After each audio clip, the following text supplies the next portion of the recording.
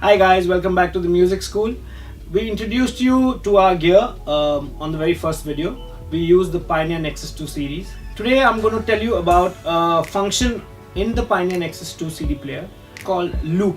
Basically, loop is a function which DJs use for when they have to repeat a certain part of the track. It can be an instrumental part, it can be a vocal part, it can be any part of the track when you want to repeat it on and on again and again. So come a little closer, let's zoom into the CD player and I'll show you what loop is all about. So this is the Pioneer Nexus 2 and the loop function is used by playing around with these two buttons, and to exit the loop is this small black button out here. I will now show you how to loop a track to various beats and how to exit it.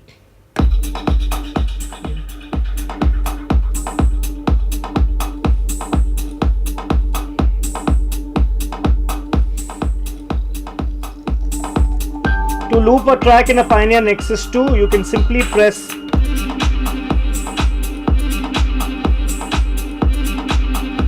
this button out here. It's looped to 4 beats right now.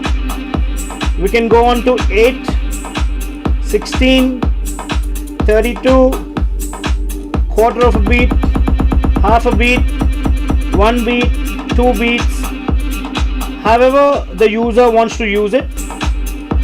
And to release the loop, I simply have to press exit.